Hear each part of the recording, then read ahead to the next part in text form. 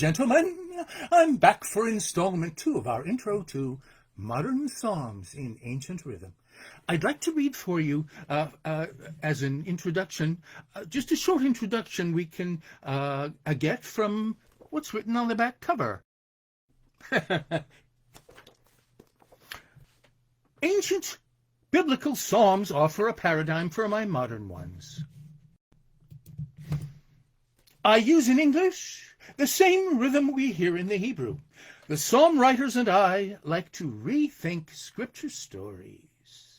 Now, this is a very special thought. I want to make 2 main points to orient us to everything that we're going to be looking at today. And the first main point is that King David, in his 150 psalms, loves to retell scripture stories in his own way. He does that often. And I love to do that also. He wrote 150. I wrote only 99. But that's we have different personalities. Also, mine are 14 lines each. I may have mentioned that last time, which is the length of a sonnet. So that's also in tune with my personality, because the default form in poetry that I write on when I'm just in the mood for writing generally will very likely be the sonnet. 14 lines means you get to the point right away. It's concise. Okay, so that's the main point first. We're going to relook at some scripture traditions, and now here's the second point. First, a legend, religion, myth, poem, or metaphor is a container for the water of spirit, each a cup giving it shape and color. The water is the water of spirit.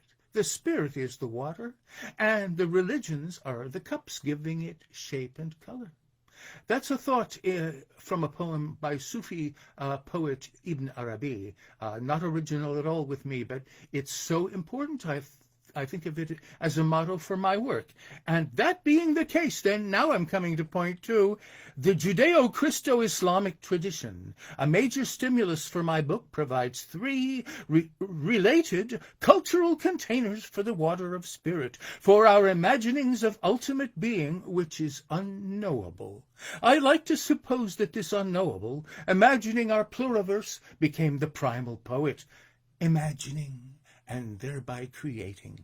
We are created in the likeness of this primal poet, and I fulfill my nature when I emulate the paradigm psalmer.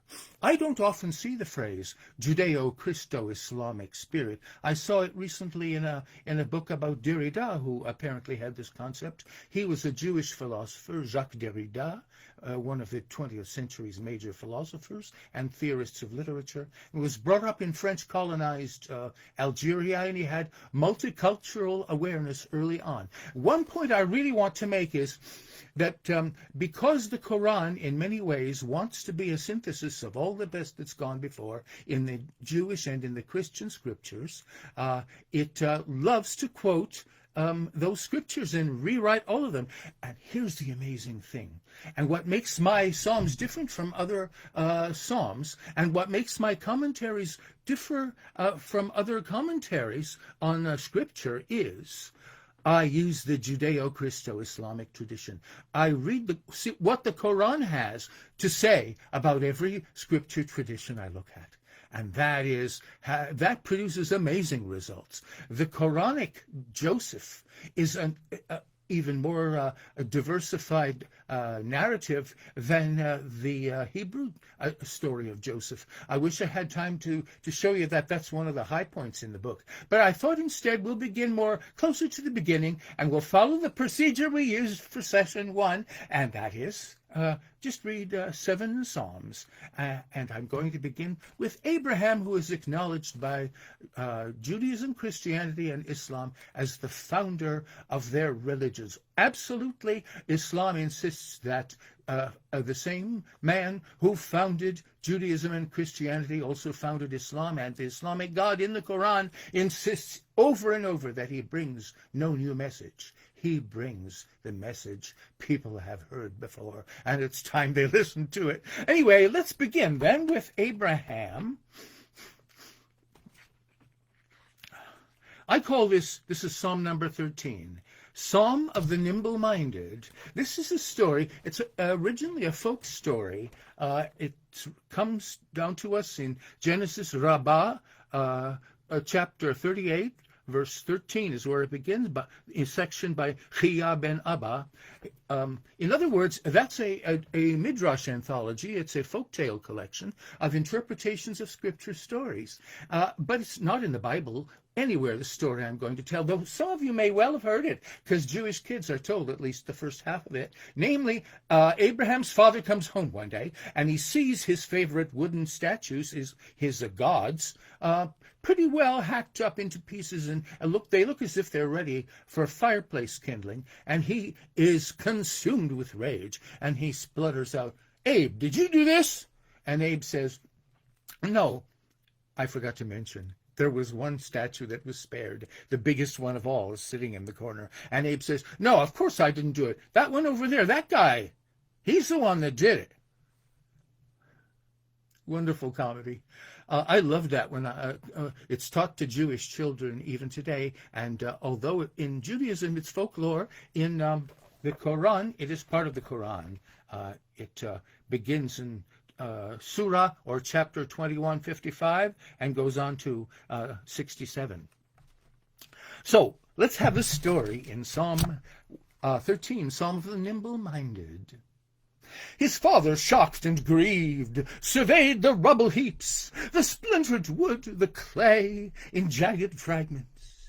He spluttered, shrieked, "Who did this? You?" "Of course not. That guy there, the big one in the corner. Get mad at him." A grimly smile. "Now, Abe, you know full well they cannot do such things." "You get it, Dad. You got my point. I think you understand these matters every bit as well as I, or even better." That punchline wows the kids. I loved it as a boy. "A folk tale, some have said, but 'tis in scripture writ. We sprightly wit adore, it helped us to survive. The knowers of the manifold traditions gather glad, with solemn joy, with rueful grin." And now, let's do the second half of the story, which Jewish religious teachers have stopped talking about, but Muhammad keeps it and puts it in the Quran. The second half of the story is that, and I wouldn't have learned about this if I hadn't decided to become a Quran reader and read hundreds of pages on hundreds of nights and written hundreds of poems about what I loved and read. The Quran tells us that Abraham's father was so consumed with rage that he tried to burn the boy alive. Here's the account in the Quran. Yes, here we go. It's in 21:68 of the Quran, the friends of Abraham's father. "They cried, 'Burn him and stand by your gods, if ye will be doing.' We, Allah, said, 'O fire, be coolness and peace for Abraham.' And they wanted to set a snare for him, but we made them," says God, "the greater losers." Okay, Psalm number 14, Psalm of the Martyr. "The narratives we love will not stay trapped within a single book. This vivid Hebrew midrash you won't within the Bible find, and yet the legend theme kept growing to astonish. Quran would show the father try to burn the boy alive, but then be calm, be gentle, be cool, you flames, to Abraham. Thus God the victim rescued. Remember when, relaxing, we held the thought in mind that scripture rivers were a dream, which when the Lord had slept, he dreamt as now he's dreaming us. Fiends wake to sleep again, assuming later bodies, martyrs in the fire. Were these not viewed before? There is a passage in the Hebrew scriptures. Listen. When King Nebuchadnezzar, see the Bible's book of Daniel, in burning fiery furnace put 3 men, they didn't perish. In fact, a 4th one shone with light as of a son of God, a major theme returning. of which we learnt a while ago. Kivar Elahim, like a son of God, is this fourth fiery figure that appears among the three martyrs in the flames. When I say we learned about it in an earlier psalm, that was when I was talking about the Genesis verse, and the sons of God came in unto the daughters of men, and there were born a race of giants, or Nephilim, the fallen ones, mighty men that were of old, men of renown.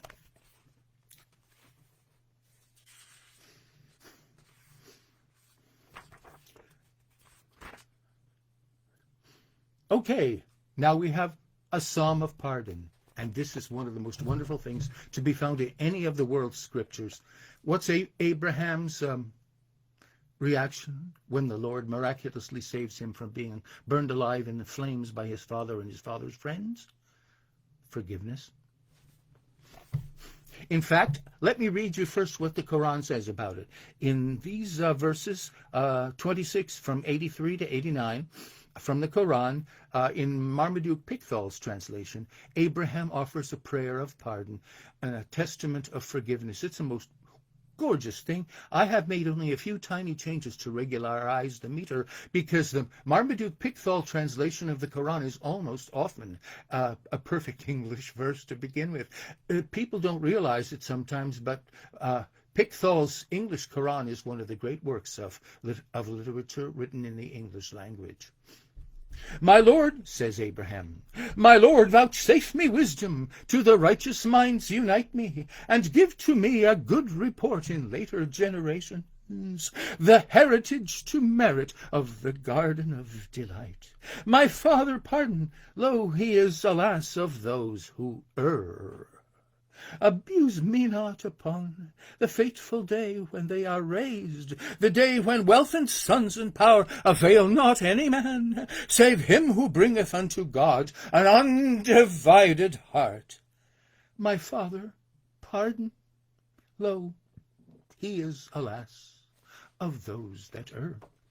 So here's my Psalm number 15, Psalm of Pardon. A loving consummation of Abram's perfect heart assent is made within the prayer he uttered to the Lord on high, entreating kindly pardon for one who erred, his parent, who when attempting murder was mentally misguided. So Jesus too would later forgive unknowing foemen.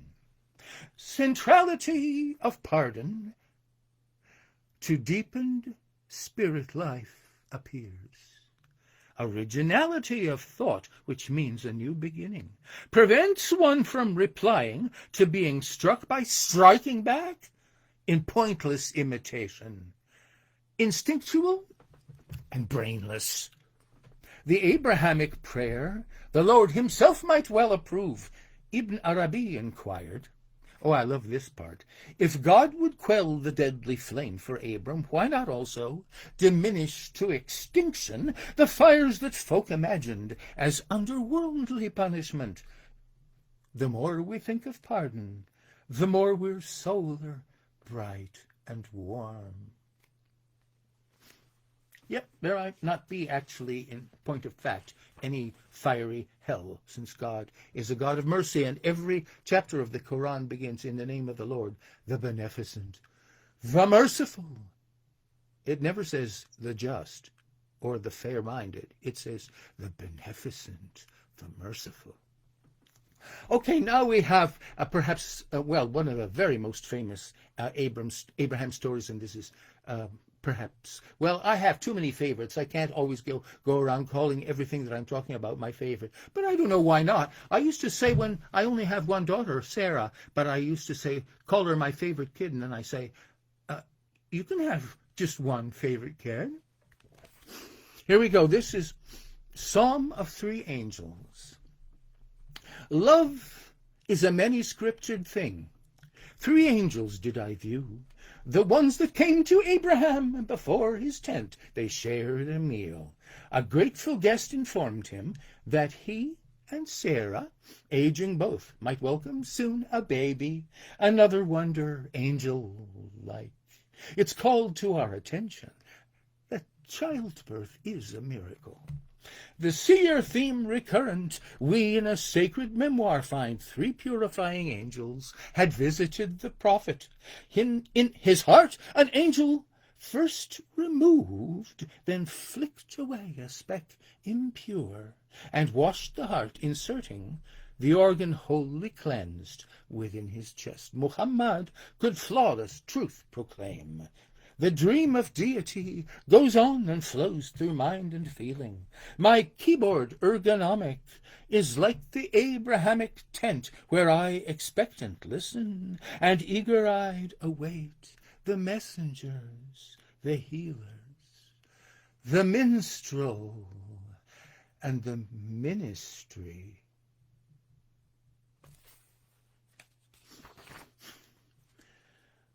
Oh, this is fun. I call this a psalm of laughter.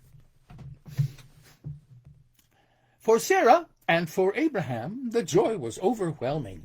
To her at 90 years of age, and him who'd reached 100, the grand incongruous event proved splendid entertainment. Said Sarah, I am laughing, and my friends are laughing with me. The Hebrew root of Isaac, that is Yitzchak, the root tzchuk, is laugh, meant very simply laughter. A legend tells a Jewish man was walking in a market, Elijah his companion. Of all the people we observed, dear prophet, can you tell me, are any of them worthy the heaven world to enter? The prophet answered, no. But then Elijah noticed a pair of new arrivals. Hey, look, those 2 are worthy. The man ran off to ask them about their daily work life. Comedians we are, said they. The man, perplexed, returning, again addressed the mentor. Comedians? Comedians? Indeed, they merit heaven. I love these folktale commentaries. That comes from Rabbi Adin Steinsaltz. He transmitted it in his commentary to the Tanya, which is a spiritual manual he wrote for Jews in the time of Romanticism, Blake, Byron, Napoleon.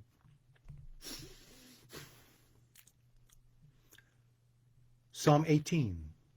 This is our Friday psalm in our week of heading toward the Sabbath. This is called a psalm on strategy.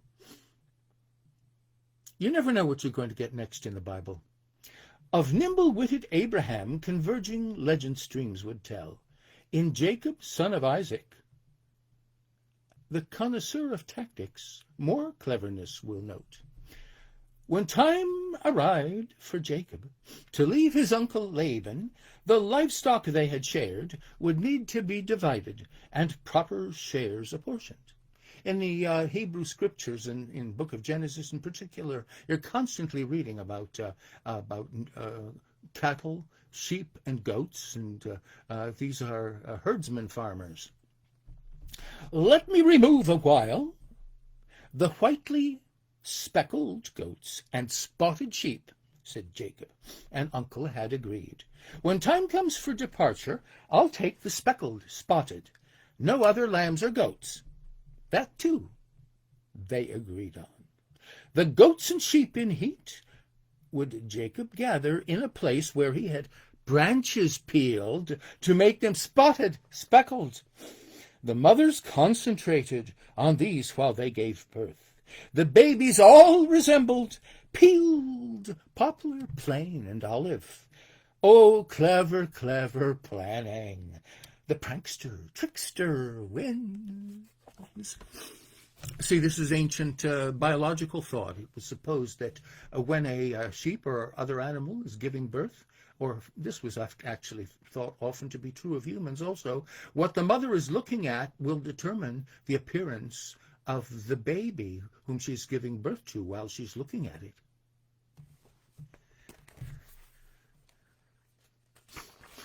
And now lastly, Psalm on Patriarchs. I'm always puzzled by the phrase patriarchs because it sounds I don't know, if not downright pretentiously based on an assumption of power. But in fact, the patriarch, Abraham, Isaac, and Jacob, have quite a sense of humor, and sometimes it works to other people's disadvantage so that they behave like folktale pranksters. Listen to this. Though Abraham, Isaac, Jacob are often styled the patriarchs, the reverential title might not be quite consistent with many-sided natures and proclivity for mischief. Consider the occasion when hunter brother Esau appeared to be collapsing from weariness and hunger. That lentil stew, it simmered, with Esau nearly starving. Would Jacob show compassion? He'd rather make a business deal. Your birthright will you sell me? Have soup or stew of lentils. The shrewdness boldly touted in many other legend tales we overshadowed find by plain and brazen greed. A fine ingenious poet, refashioning our story, supposed a charming waitress a so attractive role had played. The captivated Esau, with buckling knees forked over, the fateful payment asked. I see her. Let's have lentils. This poet, by the way, is Else Lasker-Schüler. She wrote a book called Hebräische Balladen in the 20th century, Hebrew ballads, basing her book on one by Heinrich Heine called Hebräische Melodien, or Hebrew Melodies, which in turn was based on one by Lord Byron called Hebrew Melodies. Oh, I'd love to talk about that. I could lecture on that. We can't, though. It's time. We've finished our 7 Psalms. And once again, I'm deeply grateful to you all for being with me.